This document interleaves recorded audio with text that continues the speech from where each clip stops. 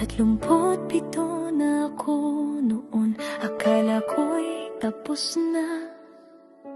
2 ng anak kong lalaki, kaya di na umaasa. Pero isang araw bigla, may balitang dumating. Buntis ka, sabi ng tadhana, puso ko'y napangiti.